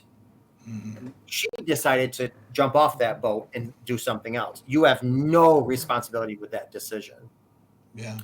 And so, that's one of the things that I try and tell people. Because again, with a lot of women, it's like they're pissed because it's like, he just wanted his cake and ate it too. And with men, a lot of times it's, the narration is, why wasn't I manly enough? Why wasn't I man enough, or whatever? I mean, again, I don't want to paint a broad brush with whatever, but we have to understand people seek out other people, not because they necessarily want to look for somebody else. They're looking for a different part of themselves. It's not Mm. because they don't love the person they're with. It's because they stopped loving who they were. So it has Mm. nothing to do with the person. It has everything to do with the person who acted out. Yeah, and that's a hard thing to accept. Very hard. It's very hard to accept, especially because I think that when you're going through this stuff, you, like you said, I think there's a lot of self reflection, because like we talked about at the very beginning, it's not just this person betrayed me. It's this person that how did I pick a person who would betray me? How did I allow myself to be put in this position? There's a lot of self-reflection with that, and it's really hard to accept that there was something else inside of someone. I heard a therapist one time say it this way: if somebody, you're sitting there and you're talking to somebody about this betrayal, and the person goes, well, if only I'd be happy if this person just did this, and then the person did that, and they go, well, yeah, okay, that's great, but I also need him to do this, and I also need to do this. Eventually the problem is not the person not dressing right, not working out enough, not making enough money. Eventually, it goes to this person is just unhappy and projecting their unhappiness on somebody else when it's really an internal issue. Um, but how do you do that with somebody who cannot look inward? It's a struggle. Yeah, it is, which is why infidelity, like I said, is the big eye opener. It's like somebody had a heart attack. When somebody has a heart attack, they're like, okay, was there any genetic component to this? Was I eating right? Was I exercising? Was I meditating? Like, why did I have a heart attack? Whatever. Same thing after infidelity. Everybody has to do an audit of their relationship and then a personal audit. And if people are doing the independent work, I mean, really ideally, and I know it's difficult because there's a financial aspect to this, but ideally people would be talking to their own therapists or coaches and then a relationship coach, because you have to understand there was a breakdown in the relationship and that needs help, but there was also a breakdown in who you were and that needs help too. So this is not for the faint-hearted. It's not for little girls and little boys. This is tough stuff. It's really tough stuff. You brought up, those young couples again. Being Mormon, we get married. It just culturally, it's not like required, but culturally, people get married super quick. I mean, like, we serve these missions for our church, and then we come back, and the men. I have my own opinions of why, but like the men end up picking up girls, and they're in their late teens, early 20s. The guys are in their early 20s, and they get married 6 months later. They start dating and they get married 6 months, 9 months, a year later. And then they expect to. It's so interesting because you're just not going to be that same person when you're in your 40s that you were in your 20s, and unless you are really working at growing together, you are going to grow apart. But it was so funny. My mom and I went to a wedding. This was probably a couple of years ago. We went to a wedding together of this kid we knew, and we just looked at him. And I remember looking at my mom, and my mom goes, "What do you think they're saying?" And I go, "Probably saying something stupid like, let's not go to bed angry." Like it was like, they're sitting there like, let's not fight. We're not going to be, I was like, they have no idea the tumultuous, like the waves ahead. And if you don't have somebody who is committed, ride or die, no matter what, you can't survive it. You have to be all in, and you have to be all in and willing to do the work and look past the imperfections. Yeah, the big difference with infidelity is we can ride or die if we're in the same boxing ring together, and that's what happened. Married couples get married. And what happens is they get back to back in the boxing ring. Anything that comes our way, we got each other's back. Bills come, we got each other's back. Family problems come, we got each other's back. Medical issues, we got each other's back. Those are all ride or die, absolutely. The difference, though, it's very hard when one person steps away from having their back, steps out of a relationship, and is with somebody else. You removed yourself from the marital protection. And so, yes, I do believe in ride or die if we're together. And I'm saying, like, just you're in the context of what you were saying. Absolutely, I agree with you. It should be ride or die no matter what. If we get married and then the next day I find out I'm in the last stages of cancer, hey, we're still together. We're going to do this together. But it's different for people because once they step out of that marital ring, it's like, listen, yes, I told you we're together forever, no matter what. But that is when outside things come to us. You went outside and looked for this. That's, you took that out of my thing. So I tell people all the time, and not necessarily with infidelity, if you are not in your bathroom bawling with your head in your hands saying, I don't know if I can do this one more day, you're not in a real marriage. You're not in a real relationship. That's real. Yeah. You can be with somebody 40, 50, 60 years and not do you know who Billy Graham was? Oh yeah. Mm-hmm. His wife, Ruth Graham, one time she was on TV and she was in an interview, and the interviewer said, "You guys have been married 50 years. What's your secret?" And I loved what she said. She said, "You know what? Billy and I, when we first got married, we said divorce is off the table. Divorce is not an option. We don't mention divorce. We don't talk about divorce. Divorce is not an option. Murder, however, that's a different story. And it's so true because how many times do you want to wring your spouse's neck when you're married? That's, yeah, it's, you can't be with somebody. And you're right about the growing together. I say all the time, much more than human beings, we're human evolvements. If you're growing, so you not only have to know who you are, the new you as you're growing, your spouse has to continually get to know this new person, just as you need to build bridges to this new person. You guys have to hopefully grow together, understand each other, because Yeah. people are human evolvements. So real quick, and I know I've had you for a long time, but I want to ask you. So let's assume the person, it didn't work out. You had somebody on the other side that just wasn't willing to put in the effort, and just decided it's time to go. What would you recommend to that person who's now going to be going out there and being that 60-year-old out in the dating pool? That person who's going to be out there trying to find this new them who they didn't think they were going to be after 20, 30 years of marriage, and trying to put that all together. What are some recommendations? So listen, I will give some recommendations, but let me just say this. There's people that have been together dating for 40 years.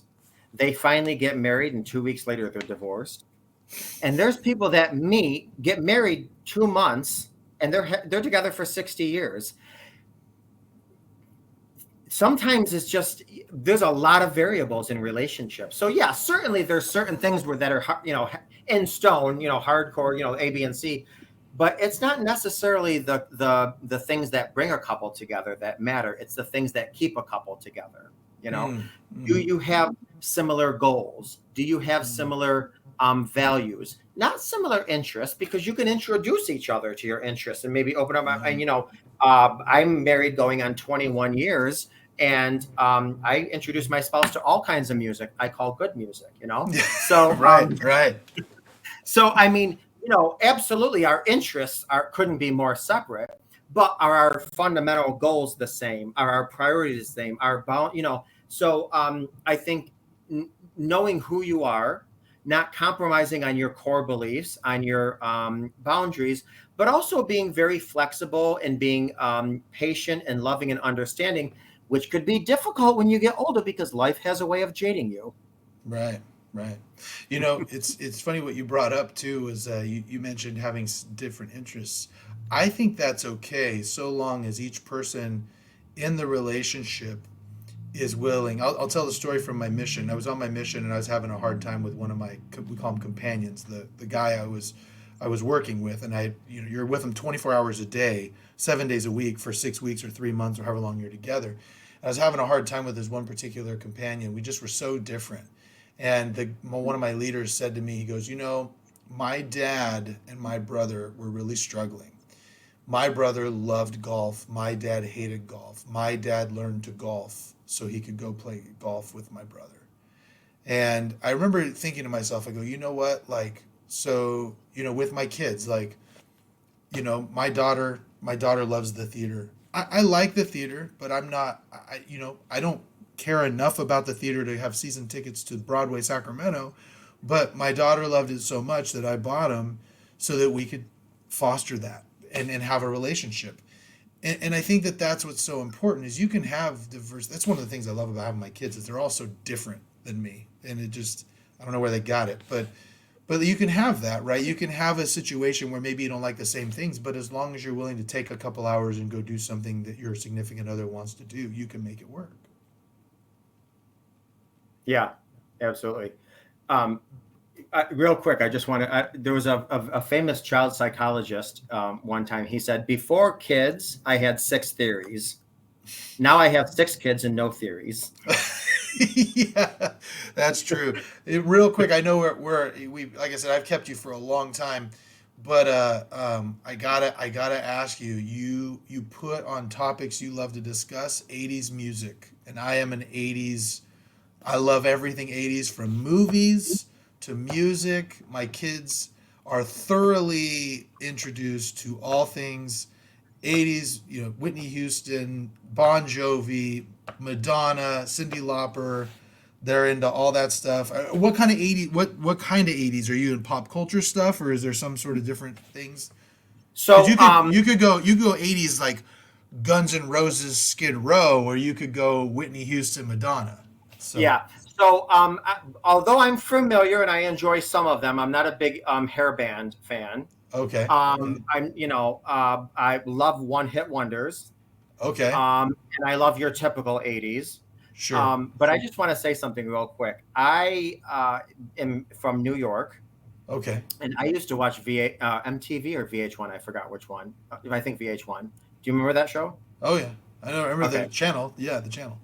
Wait, no, I'm sorry. It's MTV, the original Okay, VJs of MTV. So okay, yeah. anyway, I love the 80s. I listen to the 80s a lot. As a matter of fact, my kids always come in the kitchen and say, "Oh my gosh, Cyndi Lauper and Tina Turner again." I mean, I'm always listening to what have you. As a matter of fact, I went to Switzerland twice to visit Tina Turner's home because she retired to Switzerland. Oh I'm a my huge fan of goodness. her. Yeah. Anyway, Wow. so I went to California a couple years ago, maybe like 5 years ago, and I took an Uber, and in the Uber was 80s song after 80s song after 80s song after 80s song. And I asked the guy, I said, "What channel is this?" And he said, "It's 103.7 KOSF." And I said, "I am downloading that as soon as I get back to New York, whatever." So I come back to New York and I download 103.7 KOSF. And do you know who the DJ of that, the big DJ? Martha No, Quinn. I don't know if you know who Martha Quinn is. She I was one don't. of the original DJs of MTV. Oh So wow. I listened to 103.7, and last Christmas they had a thing. If you can call in and name 5 things in 10 seconds that Santa has in his sleigh, you win A, B, and C. So I start calling in. And I couldn't believe it. I got through, and like, congratulations! Can you name 5 things in 10 seconds that Santa Claus brings on his sleigh for whatever I had to win? And so I'm like, presents, dolls. I'm like going off on these things, and they're like, congratulations. And so then I went off air to get my address, and I said, by the way, I love Martha Quinn. I watch Martha Quinn with her, whatever. And she said, hold on a second. And all of a sudden I hear, hello, it's Martha Quinn, the original Nice. DJ of MTV. I said, Martha, because she was born in Albany, which is like an hour from me. Uh, So, that just an 80s story that I love, but yeah. absolutely love all the 80s. I wish we could play 80s trivia someday. Oh. Man, all I got to hear is 1 or 2 notes. Got it. Oh man, name that tune in the '80s. I'll tell you what. Oh, Yeah, I would love that. yeah. I told you off air. My kids, they're so funny. I have this deal on Sundays where we do breakfast or brunch, depending on when we wake up. And the rule is, if you come and you help, you can come and help. If you don't help, you have to do the dishes. And we're always listening to '80s stuff. Sometimes we're listening to some '90s boy bands and stuff like that, but usually it's the '80s stuff. And then we film it, we put it on our Instagram story and all that. They think they're like YouTube stars now, and we just have a great time. And so they are all thoroughly. I mean, we're in the car and like living on a prayer comes on, and they're just singing like crazy, and they all that stuff. And I'm like, I'm a proud dad that I know that I've fed them the '80s and all the '80s movies too. They love them all, so it's good stuff. So Yeah. well, well, listen, I appreciate you indulging me and giving me almost 2 hours of your time. If somebody wanted to come and talk to you, you're the guy. They have Betrayal and they wanna work with you. Where can they find you? So my website, I think, is the easiest website ever. It's mrjrelationshipcoach.com. But here's what I tell people. Even if you never want to talk to me, see me, hear from me, just go to my website anyways, because I have a lot of free resources on there. I have links, I have videos. I'm on, obviously, all the social media. Have like, I don't know, 20,000 followers on TikTok. But my whole thing is, I want to give people the resources to help themselves on their journey. So again, mrjrelationshipcoach.com. Even if you never make an appointment with me, take advantage of all the free content I have in on my website. But see, now you got me in 80s mode, so I got to ask you a question. Okay. I'm going to name, okay, you tell me what song was original and what song wasn't original. Can you do that? Okay. Okay, we'll see. I don't know. I might not be very good at this. We'll see. Okay, Girls Just Want to Have Fun. That wasn't original, right? Nope. Wasn't it original? Who originally sang that? It was a guy. Really? Yeah. And the lyrics were changed just a little bit. Okay. What's Love Got to Do with it? I don't think that was original. No, that was a British group that did the original.